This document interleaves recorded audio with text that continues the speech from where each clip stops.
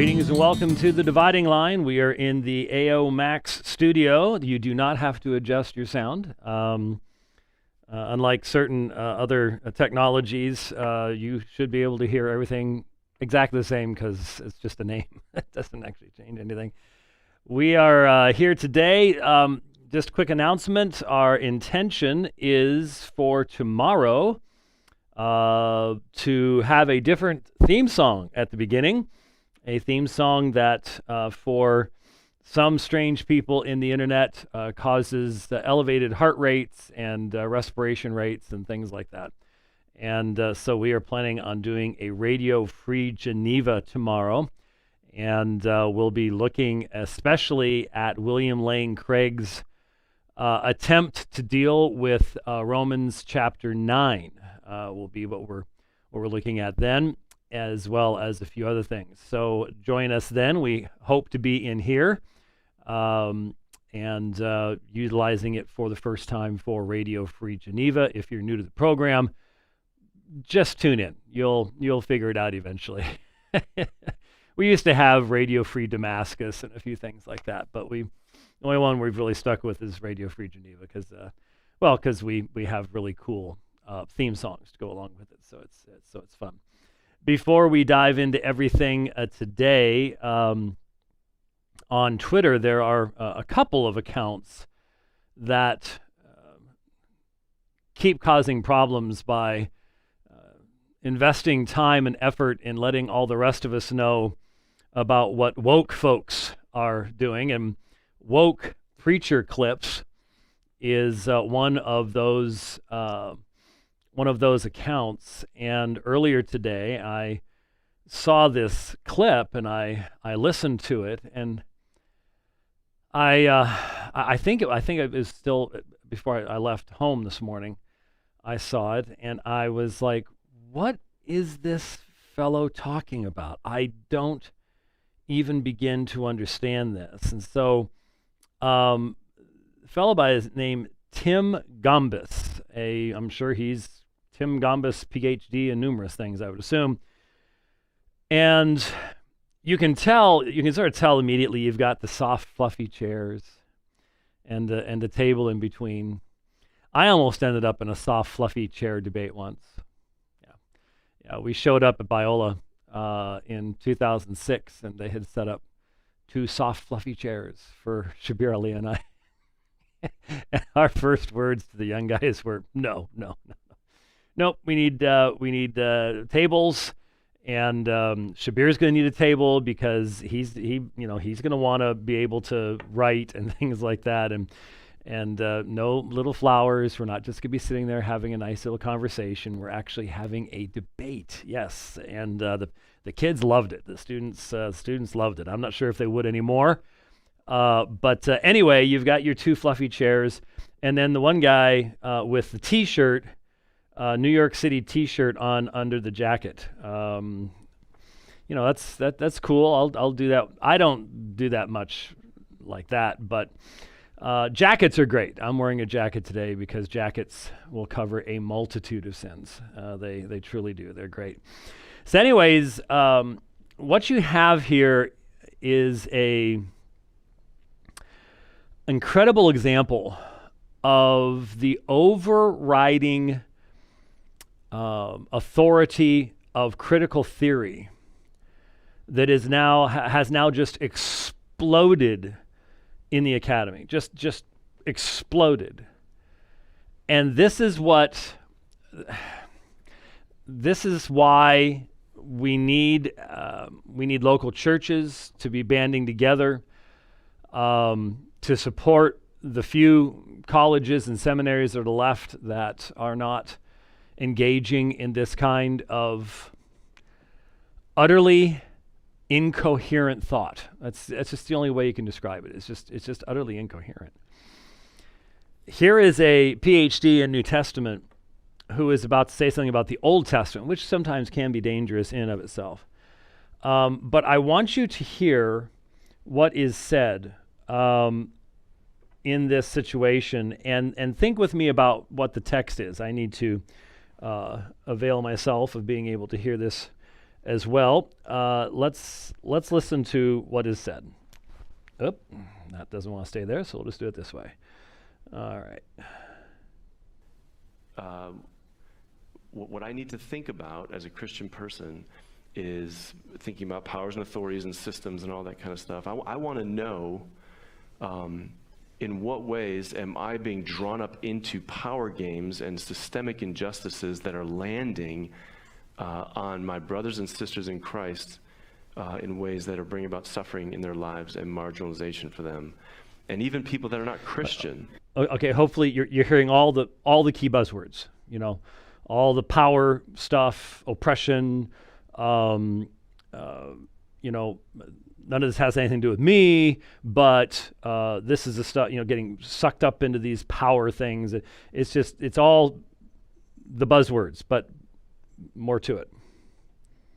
In what ways is suffering being brought about in their lives? I'm struck by this thought. In Israel, in Old Testament Israel, there were always foreigners in the land of Israel, and foreigners worshipped other gods. And interestingly, God says to Israel, do not mistreat the foreigner. Do not mistreat that person.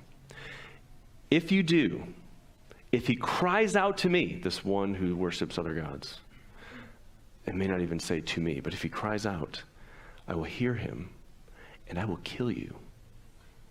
This is what God says to his people.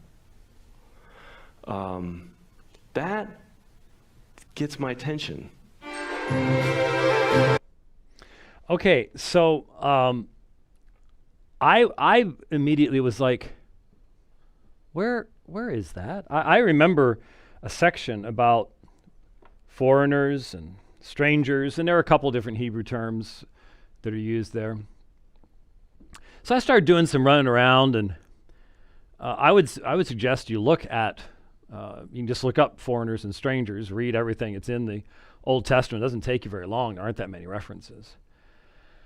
And you'll see that the foreigners and the strangers, there are laws about equal application of law and things like that. But then there are other places where, for example, you can charge them interest. You can't charge the people of Israel interest, but you can charge them interest. And so there's some interesting things there. But I eventually found what he was referring to. And I guess the point was that here you have people who are not even worshiping the one true God. And if you mistreat them, then God will kill you. But I think that's what he said, wasn't it? Okay. He's talking about Exodus chapter 22. It's the only text that even comes close. Let's read the context, shall we? It's always such an important thing to do. And if a man seduces a virgin who is not engaged and lies with her, he must pay a dowry for her to be his wife. If her father absolutely refuses to give her to him, he shall pay money equal to the dowry for virgins. And so we have dowries going on. We have Rich forgetting to turn his ringer off, which then is used to remind everyone else in the room to make sure that their ringer is off. That's how this happens in church. This is how it happens. But I was just making sure I had already done mine. But have you ever noticed that in church? As soon as it only takes one now. We have now become very well trained. It's almost like Pavlov's dog. As soon as that sound, everyone starts going, was that me? Was that me? And it only happens once, except for the person who was asleep during the time that it went off the first time. But anyways, so back to what we were talking about, which sometimes I can't even remember what I was talking about when I get interrupted by one of those things. We are talking about interestingly enough here, the seduction of a virgin who is not engaged and lies with her. He must pay a dowry for her to be. We could spend quite some time talking about the justice of God's law in these, because these things are attacked so often, but that's not where we are. I just wanted to provide the context. So these are various and sundry laws. Verse 18, you shall not allow a sorceress to live. Okay, you shall not allow a sorceress to live. I think the King James says a witch to live. Verse 19, whoever lies with an animal shall surely be put to death. Nothing here about, once Brokeback Mountain Eeyore version comes out or something like that, that now the society can change its viewpoints and things like that. No, whoever lies with an animal shall surely be put to death. He who sacrifices to any god other than to Yahweh alone. And again, I know everyone in this audience, unless it's the first time you've ever watched, is well aware that L-O-R-D in caps is Yahweh. In the printed version, that O and the R and the D would be a smaller font size, but in the electronic version, it isn't. But that is the Tetragrammaton, the name of the covenant God of Israel, Yahweh, which we slaughter in English as Jehovah. That it could not have been pronounced as Jehovah, but Yahweh is the best pronunciation. He who sacrifices to any god other than to Yahweh alone shall be utterly destroyed. And you shall not wrong a stranger or oppress him, for you were strangers in the land of Egypt. You shall not afflict any widow or orphan.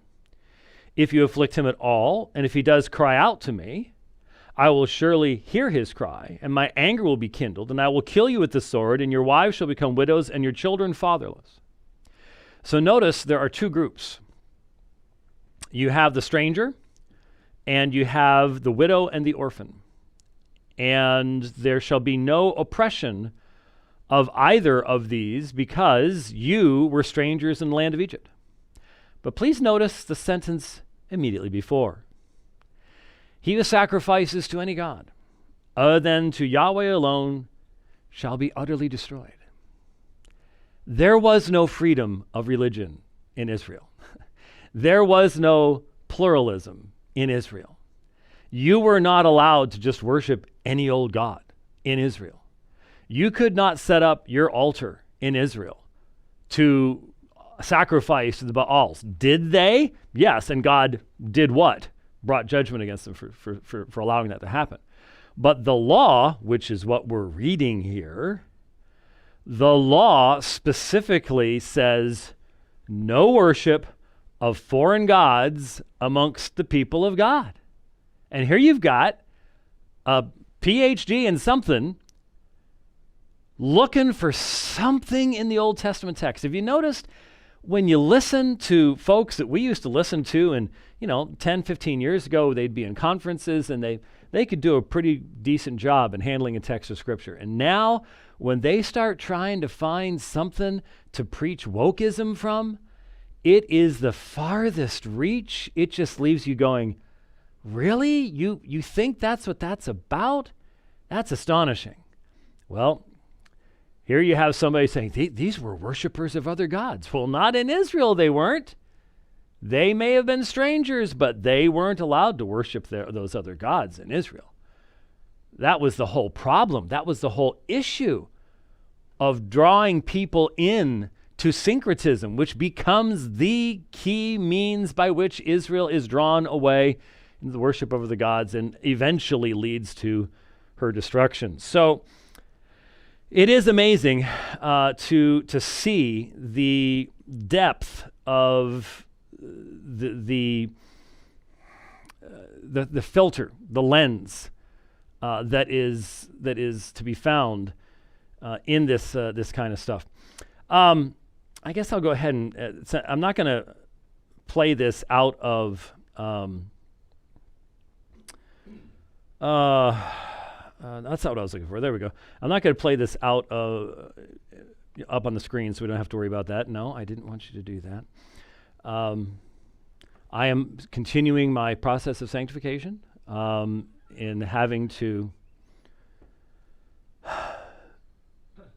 go back to the stick and the rock age of something called Windows. I have a beautiful MacBook Pro, and it's intuitive and it's functional, and now I'm using Windows again, and it is a sanctifying moment in my life. It truly is. A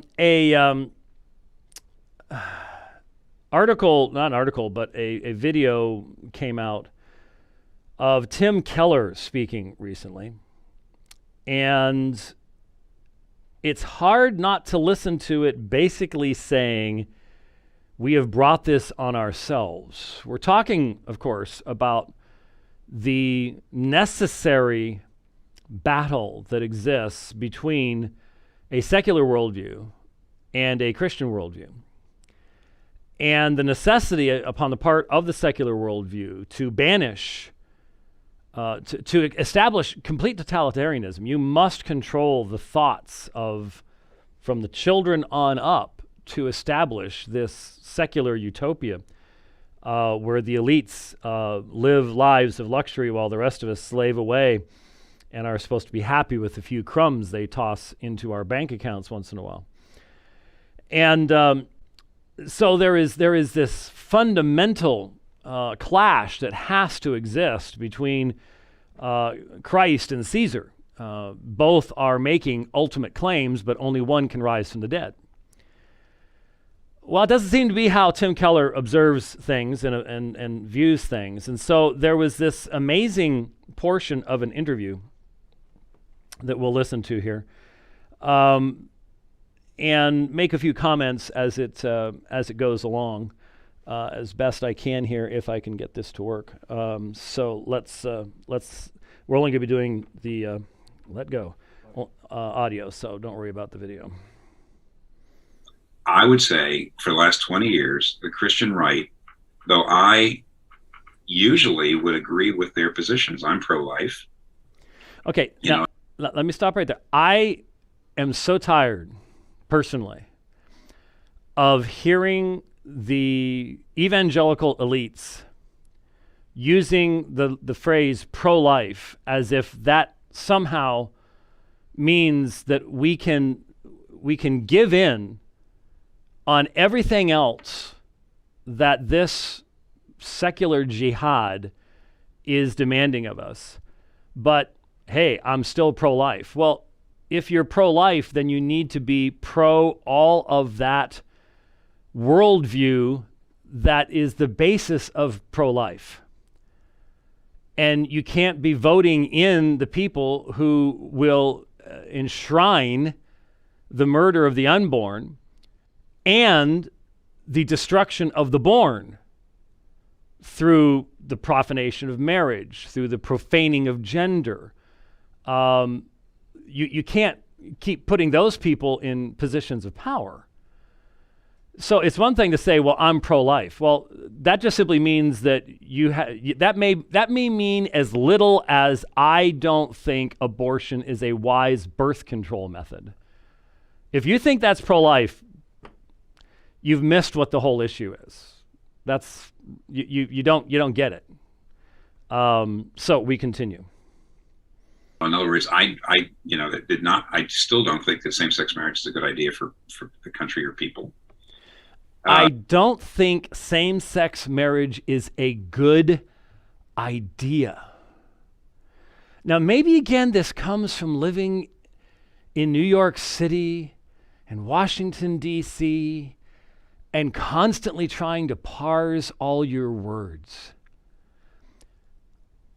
I don't understand this. How can you say that I don't think homosexual marriage is a good idea? That's like, it is just so lacking in depth and meaning and strength. No, it's not just a bad idea. It's the profaning of marriage. It is an abomination in God's sight. And I really have to wonder if the world hears us saying, I'm not so sure that's a really good idea. Maybe that communicates the idea that, but I might change my mind. It's not really all that big a deal. No, it's absolutely destructive. Well, anyway. So I would technically be agreeing with them, but you know how they raise their money for 20 years. They sent out letters talking about how you've got to send us money because the gay people are going to try to come and take your children away, and because they're evil, and because. So we look at what is happening in California right now, we look at the what is being forced down children's throats in the public education system in states like California, Oregon, Washington, Massachusetts, the left and right coasts. And that's exactly what they're doing. They have come for your children. They are demanding your children. They will eventually come after homeschooling. It's just a matter of time. And they are demanding the celebration on the part of your children of homosexuality, transgenderism, the entire LGBTQ plus, and now in full fulfillment of whatever he's talking about for 20 years, we can look at the massive increase since 2015 in the number of young girls seeking testosterone therapy. In Victoria, in Australia, in Victoria, they are now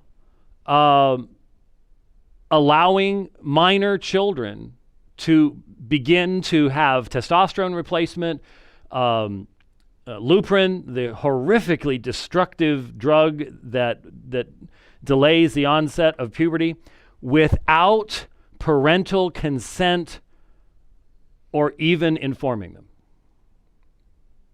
I think that's what he was just talking about and saying, but that's how they're raising money. You mean they were warning about what's actually happening and that's a bad thing?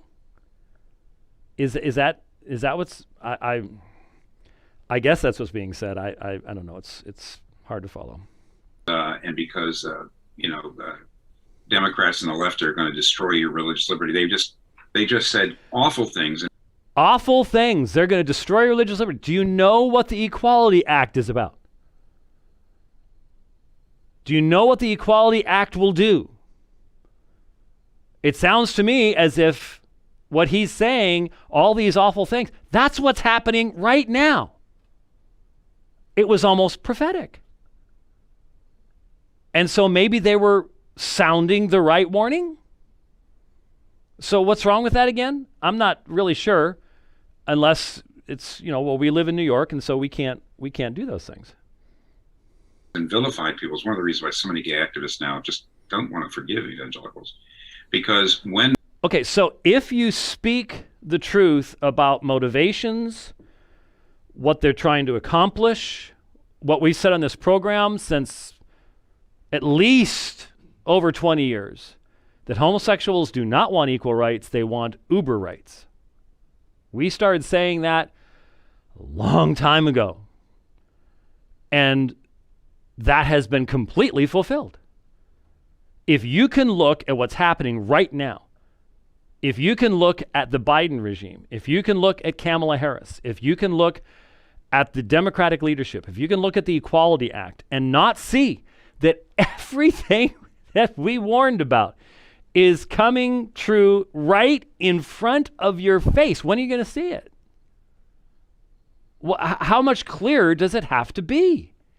Everybody, non-Christians, are going, if the Equality Act passes, this nation is fundamentally changed away from its foundations.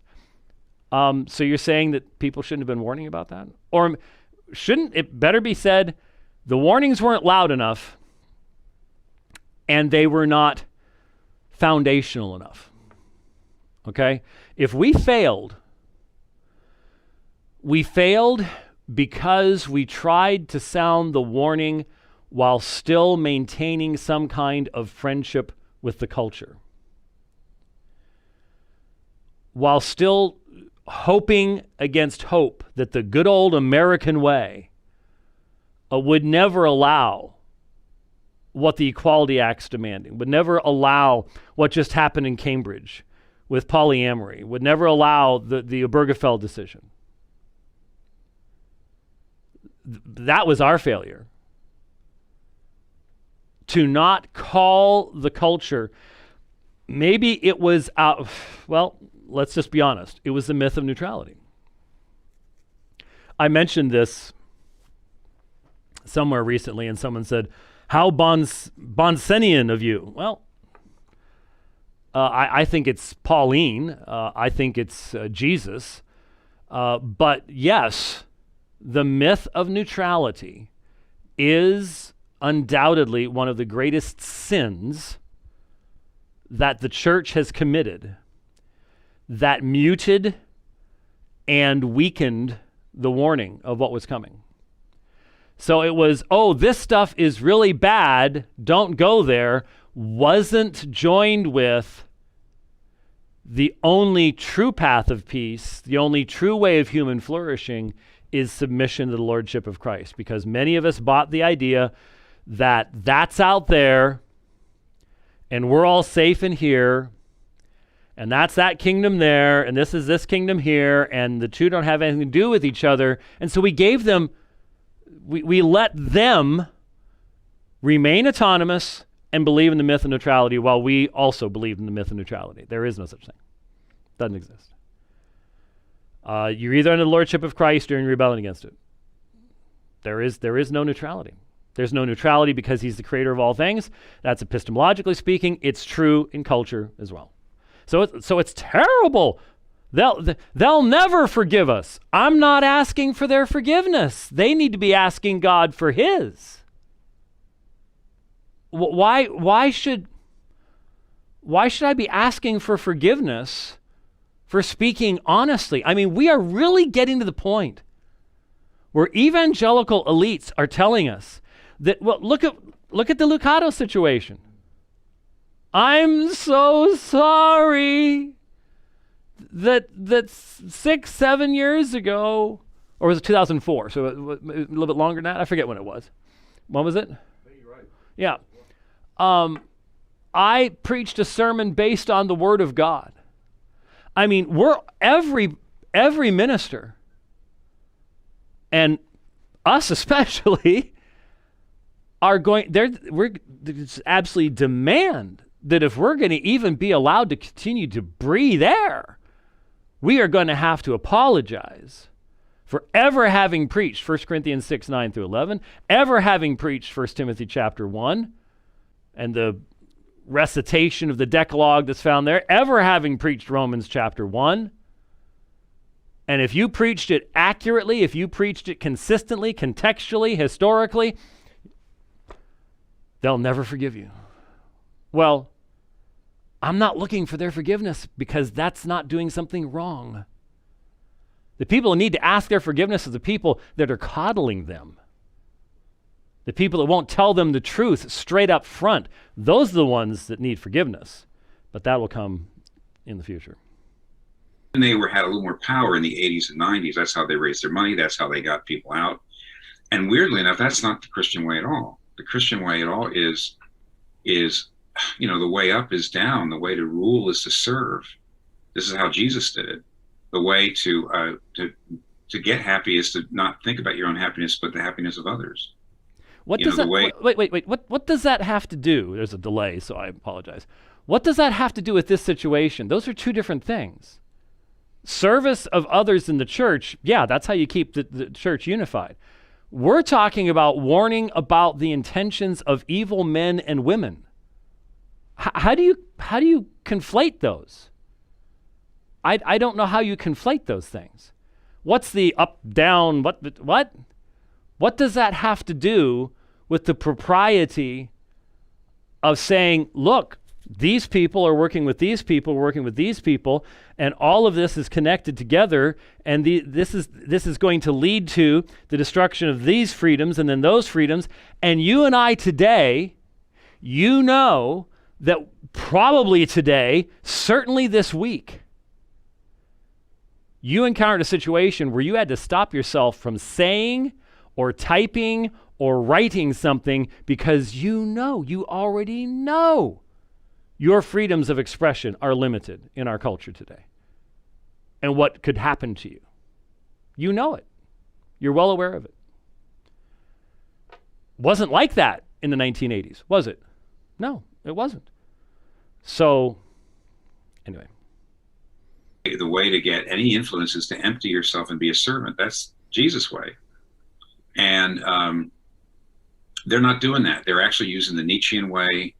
And I think what that did was by for a long time just keeping evangelicals frothing at the mouth about how everything is going so bad and making everybody so angry. By the way, things are getting bad for evangelicals. It's very possible.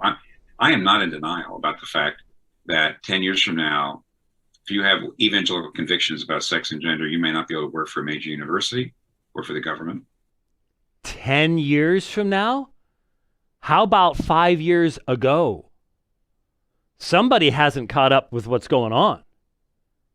10 years from now? I mean, there's some wide-eyed optimism there. That's already the situation. That's already the situation. That's where we are. So yeah, that's okay. We're soft selling it, but all right. Or for big corporation, and it's not that Christians haven't faced that other places and in the past. We shouldn't be crybabies. Nevertheless, having said all that, we shouldn't be crybabies. Well, if what you mean is we should recognize God's judgment upon a sinful society and that Christians experience that judgment along with the society around them, well, okay, not talking about that. What we are talking about, what message do we bring to the persecutors of Christians? What message was brought to the persecutors of Christians in the past? You will someday stand before the one you're persecuting. Saul, Saul, why are you persecuting them? No, me. And so that was the message. Judgment will come upon you. You will be judged for this. I'm not hearing that here. I'm hearing we all need to get along, and we've just been so mean-spirited and all the mean tweets and stuff like that, I guess, is what's behind all this. I don't know. Yeah, we nurtured this, and Christian nationalists use that, and therefore we brought it on ourselves. Even though I agree with Perry and Whitehead that in many ways the Christian nationalists are kind of using us. Not so much we evangelicals are not all Christian nationalists, but they are using us. They're recruiting very well because we made a lot of our people recruitable. Yeah, Tim. Okay, I have no earthly idea. I still do not have any earthly idea. When the first time I saw something about quote unquote Christian nationalism was, I just don't remember.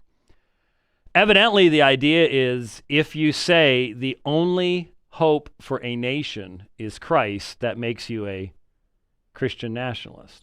Or if you in any way say that it is better to have nations than to have globalism. It is better to have local government that is responsive to the people and lives amongst the people than it is to have somebody in a city in Europe run your town and everything else.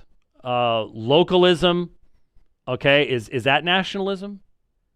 Is it a recognition that the Bible says that God establishes borders and nations and peoples and judges nations and peoples and raises up kings? And is that this Christian nationalism thing? I don't know. I don't know. I personally do not.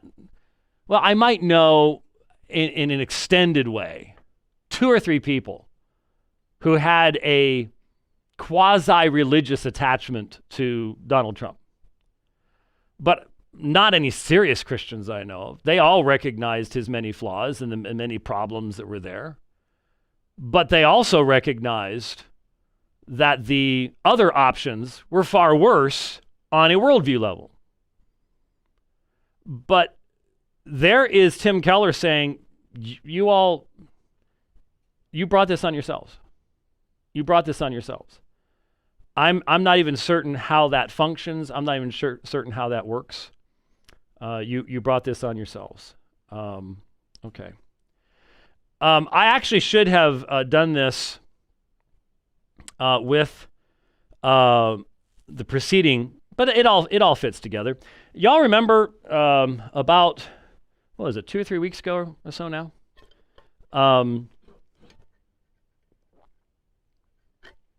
That's good stuff. We got one of those fizzy water machines down here, and I'm on cloud nine. I remember about 2 or 3 weeks ago, there was supposed to be a discussion between Neil Shenvi and Dr. William James Jennings. And the Veritas Forum was going to be doing this. And Neil Shenvi, I believe, is a mathematician, if I recall correctly. A PhD. I believe that the brother has a brain tumor, as I recall, and is fighting something along those lines. So that's always something to keep in your prayers. But Neil has written a lot on the subject of critical race theory. Not everyone agrees with everything that he says about it. That's not the issue. The issue here was there was supposed to be a back and forth between a Yale scholar who is a black Baptist. Now, this demonstrates once again, remember, the new senator from Georgia is a black Baptist. So Baptist in this situation communicates nothing. It communicates absolutely, positively nothing as far as actual worldview, theology, nothing. It doesn't mean anything. It talks about how you get baptized, what that might mean, who God is, anything else, all up for grabs. Well, the Veritas Forum canceled it because they claimed that it was an unequal pairing of scholars, that Jennings is just so greatly skilled and trained in this field, and Shenvi's not. And so we can't let that happen.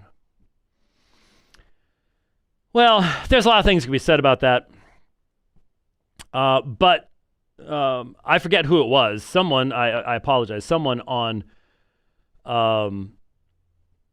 here's Willie James Jennings, Associate Professor of Systematic Theology and Africana Studies at Yale, and so on and so forth. Someone was kind enough to post a section on Twitter from his book on the subject. It's a commentary on the book of Acts. Now, you would think that a commentary on the book of Acts would be a fairly innocuous thing. Don't put that up yet.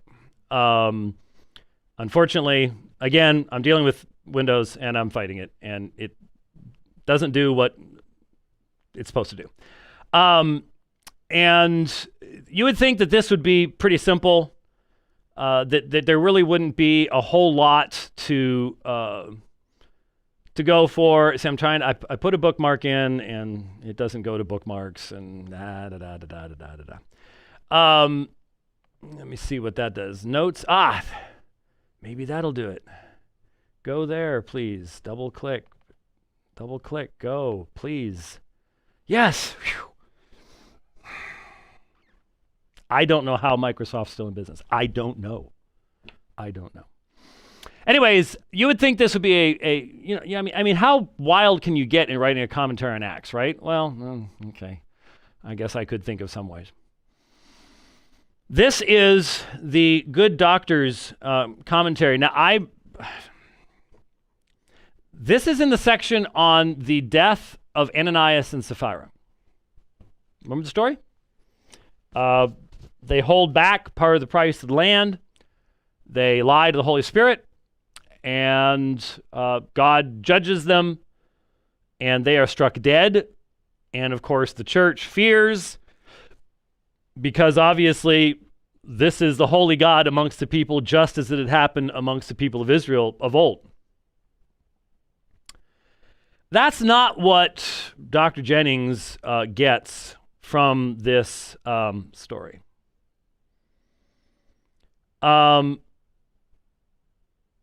I'm just going to read this to you, and I'll let you.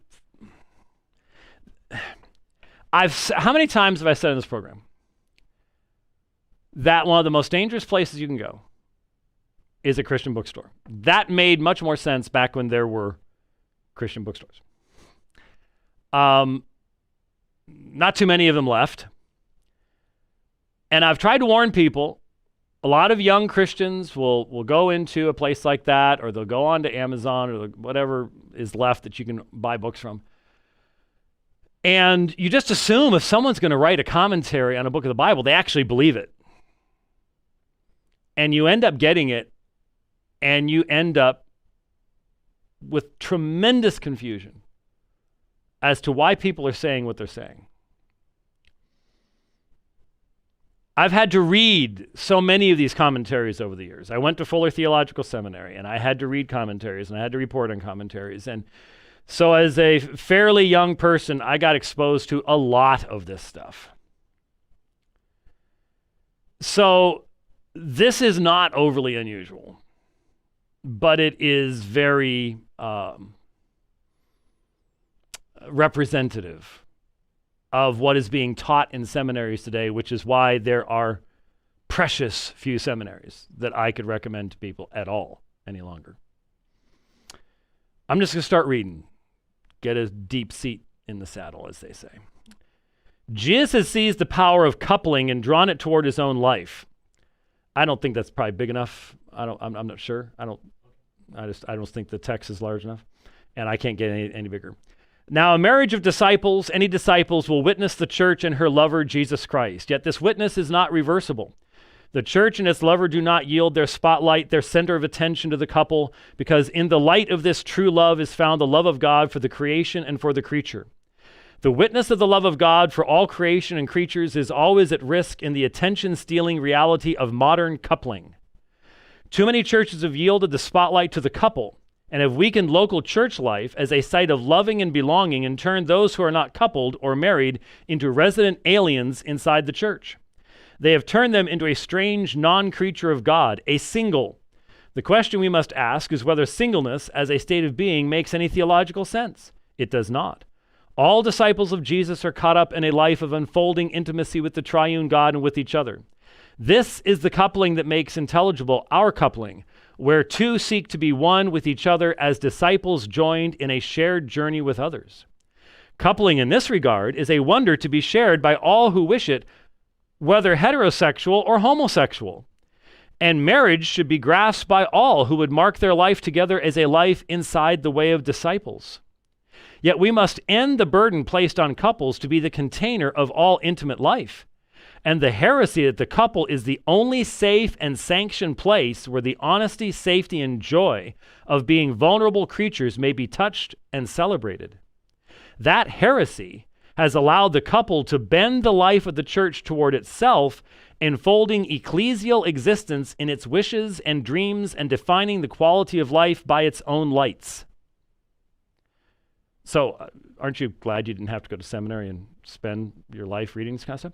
The church continues to struggle over whom may be married, as well as how to claim a vision of intimacy for our common life. Our obsession with coupling has served as a way to avoid the ecclesial work of forming intimate community, and it has drained the church of the deep riches of its own erotic and intimate life, born at a table where the body and blood of Jesus calls us continually to partake.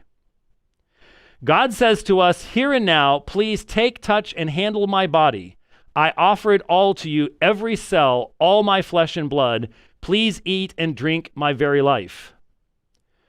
For too many people, intimacy means only sexual intercourse, and their bodies are rendered in this vision of intimacy into dumb machines activated only by and through narratives of sexual consumption.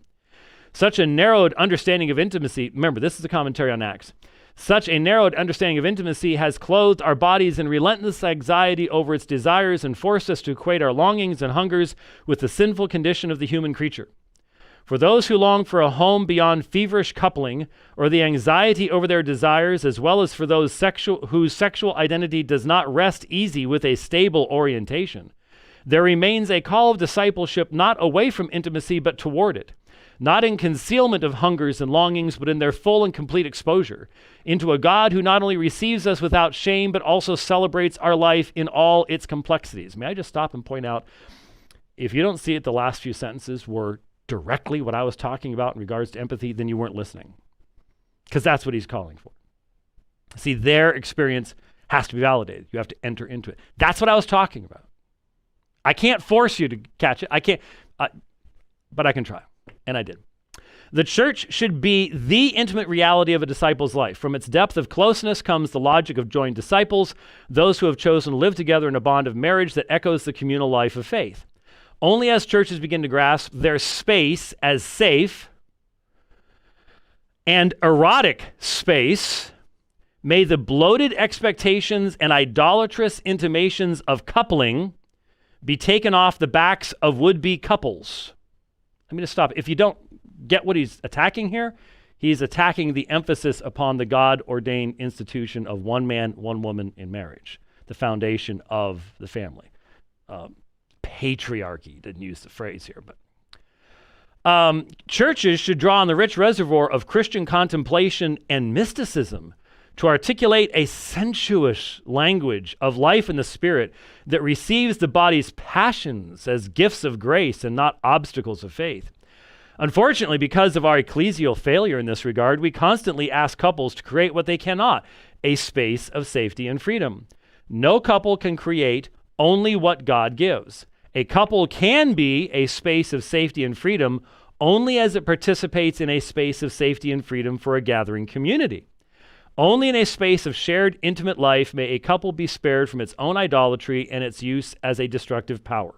Yes, this is a commentary on Acts. This is what passes for scholarship at Yale.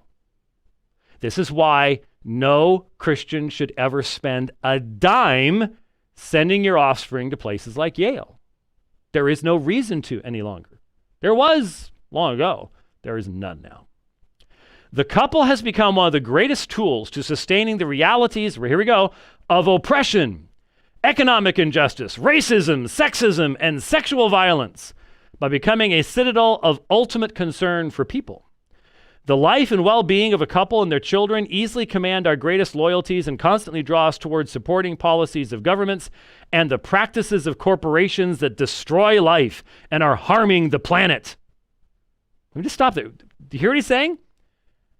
Because we are focused on a father and a mother and the children and the family unit, you're destroying the planet.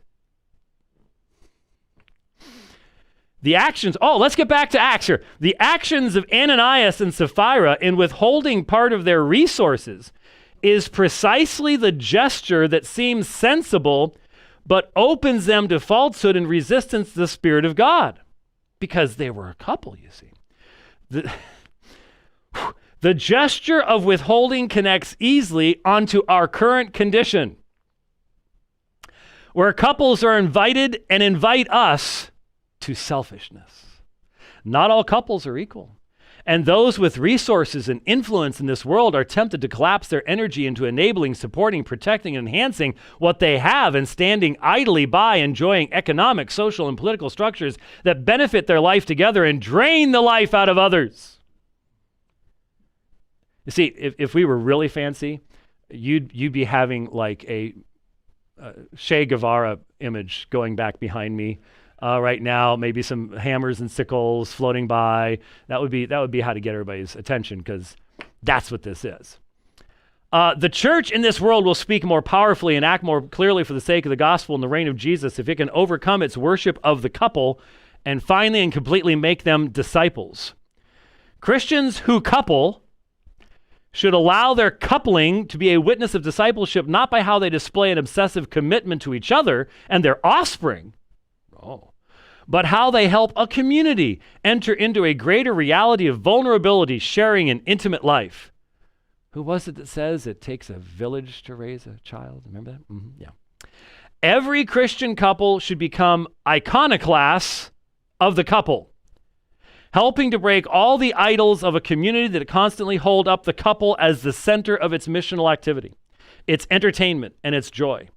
There is joy in coupling that should be celebrated and shared by all who wish life together, especially for gay sisters and brothers whose lives of love are yet to receive the celebratory embrace by the church that they greatly deserve. Even among churches that affirm homosexual marriage, the sound and songs of celebration ring much too quietly and sometimes not at all. A marriage folded into discipleship always becomes more and more than the world imagines, more than the state envisions, and more than those so joined understand. It is two who have allowed the desire of God to flow through them on all sides, like a light shining uncontrollably into formerly shadowed places. This is why calling gay marriage a civil union is a denial of Christian discipleship of the two. When disciples marry, their love becomes the site of God's outrageous joy. There, in these two, divine desire will be magnified beyond the two into the many. Their love intensifies God's aim and reach into a community being gathered to know and experience God's strong embrace. This is why gay marriage must be celebrated just as strongly, as loudly, and as intensely as any marriage of disciples, because what begins in civil toleration, when touched by the Spirit of the living God, becomes joyous and extravagant celebration. I'll stop there if you don't mind. Yeah, well, no, but nobody can see that. You gotta let folks see what you were doing back there. You weren't listening to the rest of what I was. Right there. There you go. Okay. All right. There you go. Yeah. There you go. We've got our commies out there. Okay. This is. So let me just say, Veritas Forum was right on one thing. There was a mixed match, but it was the opposite direction than they thought. I don't care that man teaches at Yale. That is a perversion of God's word. That is a word salad pretending to be scholarship. That is just simply neo-Marxism parading around in religious language, and I, for one, will not respect that. That has nothing to do with Ananias and Sapphira. That's not commenting on the text of inspired scripture. And to pretend that it is will receive the just wrath of God in the future. Oh, you can't say that. Why can't I? Well, we'll turn you off. Yeah, you probably will. Doesn't change the truthfulness of it. Doesn't change the truthfulness of it. That's not what Luke was talking about. That's not what Luke believed. That's not what Paul believed. That's not what the apostles believed. That's not what they taught. It's a perversion of the faith, period, end of discussion.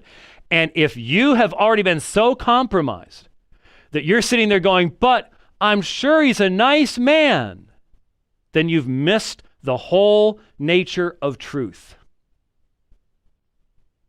I'm sure Arius was a nice man too. But what he taught destroyed lives and destroyed the truth. So there you go. Amazing stuff. Amazing stuff indeed. Let me see here. Oh, you want, okay, yeah. Where does it lead? My understanding, this is Ellen Page, now Elliot Page. Yet another formerly beautiful, were you able to get that up? Formerly beautiful woman, now pretending to be a man. I'm fully who I am. What does that mean? I'm fully who I am. That's human autonomy. That is rebellion. That is joined together with our cultures granting to man. Here's what's happening. Here's what's happening when you join together this entire worldview that is intent upon destroying all the foundations that Christianity provided with scientism and human autonomy, and you end up with this. Destruction of life, and we are supposed to celebrate it. I will not celebrate it. I cannot celebrate it. You cannot do so either if you are a Christian. Now, hello, don't my friends. bring that up yet. There we go. Catholic doctrine. There's no. Again, I'm fighting with Microsoft. Like I said, basic functional things in iOS are advanced functional things in Microsoft. So it takes a little work, and I'm working on it here. We mentioned the fact that we are going to be responding to Trent Horn and Catholic Answers and a presentation that Trent did on the subject of the distortion of the early fathers by Protestants. And we did one, man, that was a long program. I think we almost went 2 hours on that one, if I recall correctly. Going through Augustine, and interestingly enough, again, and I made this very, very clear, I gave Trent props. Trent's a nice guy. I think Trent and I can do good debates together because we're not, there are Protestant apologists and Catholic apologists who are like oil and water, and putting them together in the same room is probably not wise. Trent and I can get along. We can have spirited, strong debate.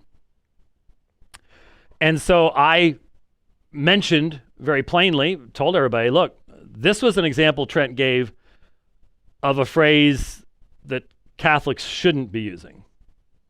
Rome has spoken, the case is closed. Roma locuta est, causa finita est, which, as I pointed out, Augustine not only never said, but the entire context of that was in the context of demonstrating that the church in North Africa stood firmly against Pope Zosimus, who claimed, I have fully examined this.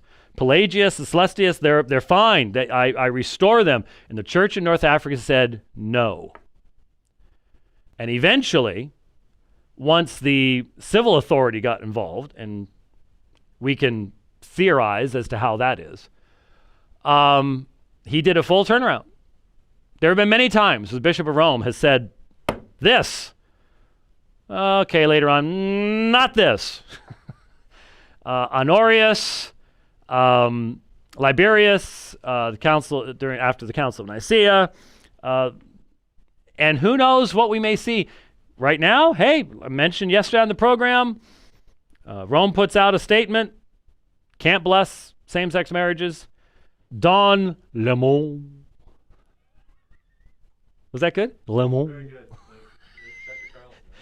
Don Lemon. Don Lemon, as they say down in Alabama. Don Lemon, if you want to do the French version or something, has informed us all that God does not judge, which makes every single writer of the Bible a liar. But Don Lemon, 40 authors, 1,500 years. Yeah, okay, anyway.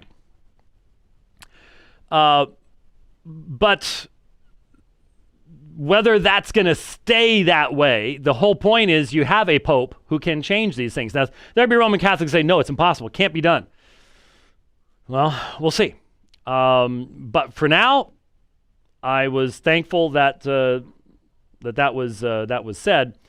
Anyway, so what we want to do is we want to work through this presentation over time and provide a response, because it's interesting here at the beginning, he mentions something I've talked about multiple times in the past, and that was that when Catholic Answers first began, they didn't debate anyone who challenged them on the early church fathers and on patristics and things like that. They debated Calvary Chapel folks who, Calvary Chapel has no real connection to church history as far as studying of it and things like that. And it was at the City of the Lord in Tempe, Arizona, in early December of 1990, that Catholic Answers, for the first time, got hit with more patristic citations on the Protestant side than appeared on the Roman Catholic side. So much so that I am sure that they heard all about it, because there were Catholics getting up and walking out of that debate and slamming doors in a Catholic church, a Catholic location. Well, say the Lord, it wasn't in the church; it was a Catholic institution, whatever. They were not happy, and so that started with us. We were the ones that did that. I had hair back then and big glasses and things like that, so it was a long time ago. So, I want to listen to Start and Stop, respond. I have recreated Trent's PowerPoint presentation. It didn't take very long, actually, to do so. But I've got that together, and we are going to take a look at what he has to say. We won't be able to get overly far today. I've already gone an hour, but at least get into the introductory stuff, and let's do it. This conference, we're talking about the early church fathers, saying that the early church was the Catholic Church. And I remember reading a Protestant scholar, an article he wrote a few years ago, and he said that the most arrogant thing he thought that a Catholic had ever said, and it was not that our pancake breakfasts are better than their potlucks, hand down. He said the most arrogant thing was to be deep in history is to cease to be Protestant. Of course, from Cardinal John Henry Newman. It's a great quote. It's a great quote, yeah. And let me just remind everybody. John Henry Cardinal Newman was a brilliant mind. If you read The Infallibility of the Church by George Salmon, a contemporaneous work by another brilliant mind, you will see that the men of his age respected him and respected his intelligence and his study. So do not underestimate John Henry Cardinal Newman, but also do not forget his history. Because in my opinion, Newman was a tragic figure.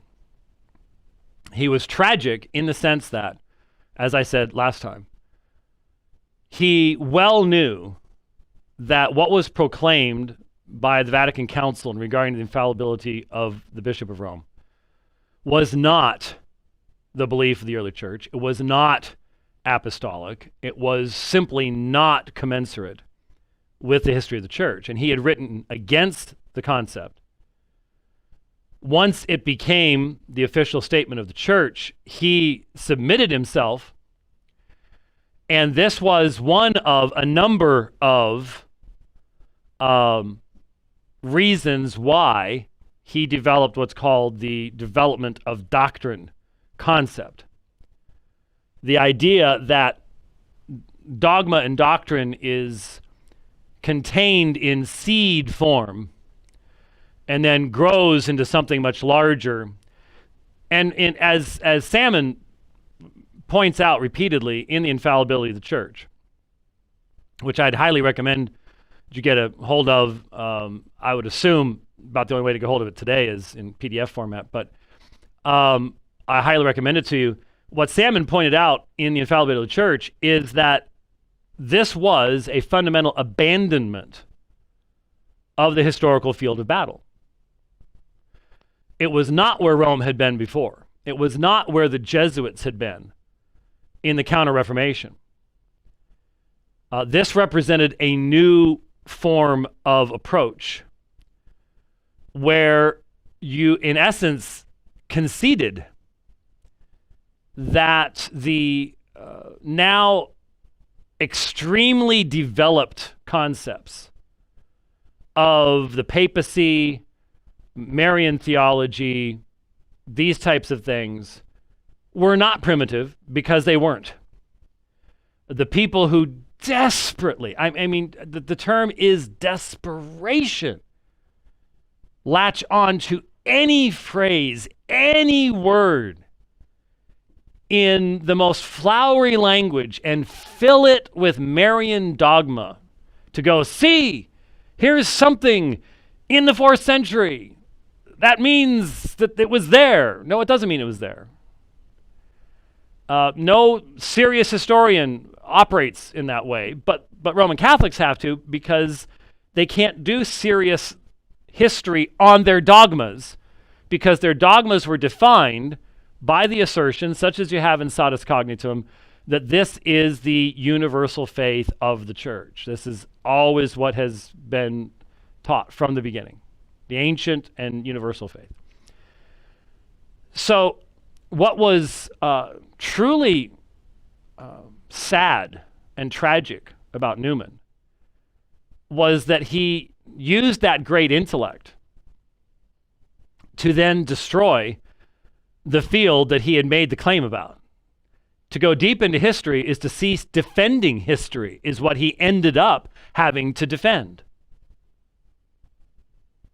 And so, yes, it is arrogant, and it is improper, and you've never heard me say to go deep into history is to be a Reformed Baptist or to cease to be this, that, or the other thing, because the early church had a lot of different perspectives, not on certain issues. There wasn't a bunch of people running around that were denying monotheism or something like that, but there were a number of different perspectives, and there were differences even between some of the Cappadocian fathers, for example. You can detect some differences of emphasis and things like that.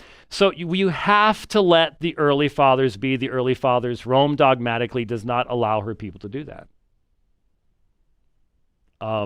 So it is an arrogant thing, what he said, but there's a background to it that makes it more so. And maybe that's what this guy was referring to.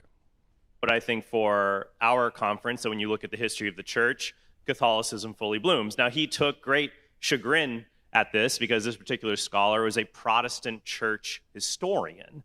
And so you may encounter Protestant friends, maybe have some Protestants here, I hope that we do, who may think that it's arrogant to say, oh, if you just read the church fathers, you'll automatically become Catholic. What about, and there are very good Protestant church historians. I cite several of them in my own works. Jaroslav Pelikan, he was Lutheran, became Eastern Orthodox. J.N.D. Kelly, who's a great Anglican scholar, lots of them. So if you're so confident that the early church fathers are Catholic, why haven't these people converted? And what? Now catch that, and this is very important. Here are a couple of people that were mentioned there. I didn't grab my Pelican set, but J.N.D. Kelly, Early Christian Doctrines by J.N.D. Kelly, that is very useful. The Oxford Dictionary of Popes, also by J.N.D. Kelly. Really interesting stuff there. Obviously, Roman Catholics would have to take exception to a number of the things that he says for the obvious reason that it's about the popes and therefore errors that popes made and things like that. He didn't mention this one. Peter Lampe's work, Christians at Rome in the First 2 Centuries, I think is really fascinating because this is, in comparison to most things, 2003. I mean, for some people, that sounds like a long time ago. It's not. But what's really important about that particular work is the information that it provides us on the subject of the form of church governance in Rome early on, which was very plainly from Ignatius's letters and from other sources, not a monarchical episcopate. There was no one bishop in Rome. It was a plurality of elders. And that, of course, causes tremendous problems with the Petrine promise and the claims of Rome in regards to the passing on of Petrine authority and all the rest of that kind of stuff. But yes, the thing that I really found objectionable to what Trent Horn said is it's not a matter of, well, why didn't they convert? Why didn't they convert? That's not the point. There are going to be people from all... Well, okay, let me back up. He's talking to people who are assuming that if you study church history, you will automatically convert. And now he's trying to explain why that's not the case. And I just simply say, it's not the case because that's not what conversion's based on. God can use all sorts of things. He can use the consistency of the history of the church. He can use, many things, but that's not what brings about conversion. And when you listen to EWTN, when you listen to a lot of what Catholic Answers does, one of the things that strikes you is when we talk about conversion, we are automatically always talking about conversion to Christ. Most of the time, they're talking about conversion to the church. Now they would say, well, that's not a big difference. Christ is associated with the church, blah, blah, blah, blah, blah. There is a fundamental difference because we are talking about regeneration. We are talking about a spiritual thing, and they're talking about submitting to the magisterium and to the church and seeing in the church the fulfillment of all these things. That is a difference between us. I would say is that when people look at the church fathers, there are Protestants who look at them and then, of course, see things in a different way and misinterpret what they say or make an error in their thinking. And that's what I want to point out in this talk today. And Protestants have been stepping up their game. Now, notice, for Trent, there is only one way of interpreting the early church fathers. Did you catch that? They make mistakes and they miss this and da da da da da da. So there is no other way to interpret the early church fathers than what Rome says. Well, that's Rome's claim. He's accepting Satis Cognitum. He's saying, yeah, that's the case. That wasn't in some areas what Lofton was saying yesterday when we played that section from the debate he did with Chris Date. So I'm not sure if that's just a tactical difference or just what. In this regard, if you listen to debates between Carl Keating and Patrick Madrid in the late 1980s, the early 1990s, you'll hear people getting smashed. They don't even bother touching the church fathers.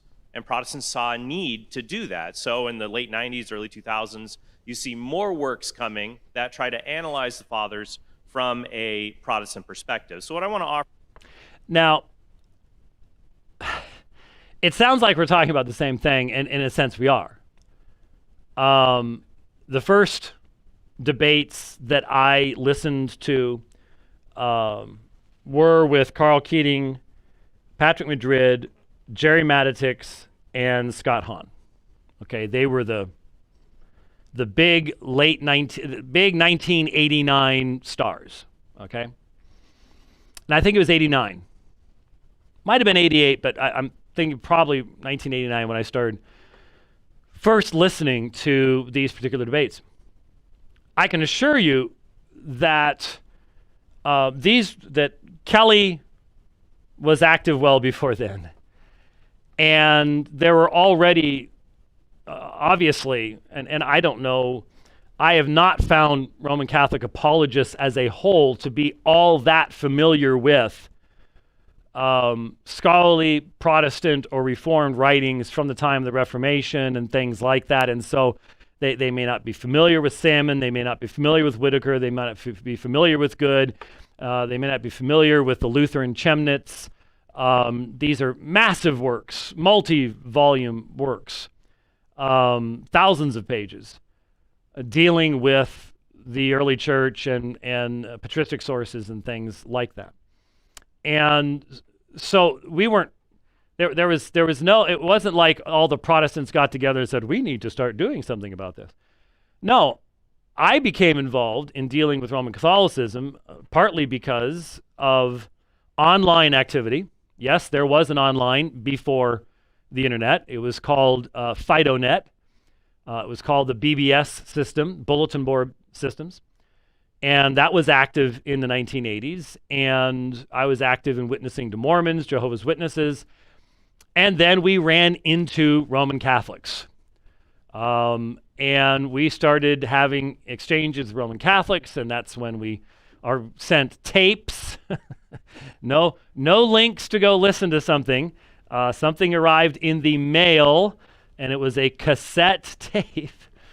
And so I would be literally out. I remember very clearly preparing to debate Tim Staples, for example, on my bike with what was called a Walkman in my back pocket, in my back jersey pocket, and it was yay thick and that big, and it's a cassette tape player. And when the battery started dying, the person would start talking much more slowly. The fun days of the ancient past. Anyway, so I started listening, and this was Yeah, this was right at the end of my seminary, and yeah, right is 1990. That year was first year I taught church history at Grand Canyon. So I'm studying church history, and I'm preparing to teach church history, and so I'm hearing claims being made that I know just simply don't fit with the facts. And so when we did that debate on the papacy, which was moderated by Scott Hahn, by the way, and I think it was the beginning of the division between Hahn and Matitix at that point, because when it was over, Hahn came up to the two of us soon as it was done. I mean, he dismissed it, turned around. He was angry. I've seen Hahn angry a number of times. And he said to me, he rebuked me. He says, you brought up papal infallibility, and that wasn't the subject of this debate. Well, I had once or twice, but the vast majority of my argumentation had not been about papal infallibility, but about interpretation of the Petrine promise and things like that in the early church. But then in front of me, and with a crowd gathering around us, he turned to Jerry Matitix and he said, and you blew it because you used only scripture and you can't do that. And with Protestants gathering around like sharks around a wounded fish, Scott Hahn turned around and stalked out of the building and left Jerry Matitix standing there in the midst of all these people who knew that he had just lost this debate and now they wanted to press their advantage. And Hahn turned around and left him standing there. And I don't remember how long it was after that it was a matter of weeks or months at most. It was not a long time at all before Jerry Matitix was no longer with Catholic Answers. And it had only been 18 months earlier. I've got to find my old collection of This Rock. I eventually found online, I found the picture from This Rock magazine, publication of Catholic Answers.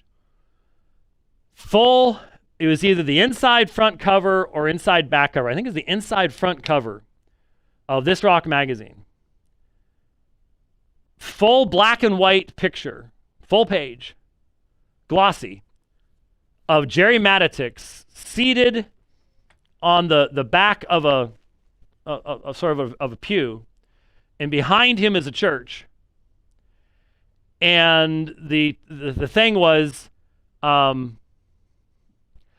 was the reason your friends left the Catholic Church, or something along those lines. Because one of the things that Jerry claimed was that he was this great anti-Catholic and all the rest of this kind of stuff. And for years I said, Jerry, could you send me one debate you did as a Protestant against Roman Catholicism? Can you send me documentation about one happening? Any tracts you wrote, booklets? I know you didn't write a book, but tracts, booklets, anything to back up this claim that you make. And he never provided anything. I'm sure he was anti-Catholic as a Presbyterian. He was the first, to my knowledge, ordained PCA minister to ever become Roman Catholic, to my knowledge. So he would have been, quote unquote, anti-Catholic in that way, but in the sense of actually engaging with Rome's apologists and things like that, I, to this day, don't believe that ever really actually happened. But that's how they were advertising it. And I would say within a very short period of time after that debate at City of the Lord is when Jerry was no longer with Catholic Answers. He went out on his own. And you know what? Every time I say that, I'm like, how come I haven't heard anything about Jerry Matitix? The last time, honestly, that I heard anything about Jerry Matitix, you know when it was? When he was on Jeopardy. He was on Jeopardy about, what? I don't know, 4 or 5 years ago? And he didn't win. So That was the last time I heard anything. I had a friend who had been sort of following him. He'd get sporadic emails. Jerry Matitix was the least organized and disciplined person I've ever met. And I've told the story. I'll just tell it and we'll wrap up. But when he and I debated at a Presbyterian church in Denver, Colorado, on the papacy, over 7 hours. I encourage people, there's no video of it, but it's on sermon audio. 7 hours. The first night was on the New Testament at Denver Seminary. The second night, Presbyterian Church on the early church. And when the second night was over, I had packed my stuff up. I had that same silver case that I used when I debated Mitch Pacwa. I had put my books away, and Rich and I were standing up on the platform, and so there was a 6-foot table over here, and I've got 2 bookcases, book bags sitting on it, and that's it. The chair is pushed in. Over on the other side is Jerry, and Jerry had been out in the selling books or something, or out talking to people, and he comes walking back in. Most people have left, and Rich and I are looking at his table, and so that's about that size table over there, I would say. Similar to the one behind me. There was not an open square inch on the top of that table. Books opened, tablets of paper, just everywhere. And then underneath the table on the floor, the only spot that was open was where his feet had been. There's papers and notes and bags and books. Total disaster. Now, part of that was because he was really struggling in that debate. I hit him with so many citations from so many different perspectives from the early church that demonstrated this was not apostolic, this was not what the early church believed at all, that he was just throwing stuff out left and right, and so he was having to dig deep. But that was many moons ago. That was 1993 when we went up to Denver, Colorado, World Youth Day, when Pope John Paul II came. We've been doing this for a long time, and so he says it was early 2000s. No, it started, the pushback started December of 1990. That's when it began. I know because I was there, and I remember it very, very, very clearly. So we're going to continue looking at what Trent Horn has to say and unpacking some of the historical materials, and we hope you find that to be useful. What is tomorrow, everybody? Tomorrow, Radio Free Geneva in the AO Max studios. So we're going to have to get you're going to have to get the Radio Free Geneva graphic for the other side over there. Definitely need to do that. So that is tomorrow, same time, same station. Don't you dare change that dial. Oh, I love that. Change that dial. Nobody speaks like that anymore, and nobody changes the dial. But us old folks, we just feel much better when we talk like that. So thanks for watching the program today. We will, Lord willing, see you tomorrow. God bless.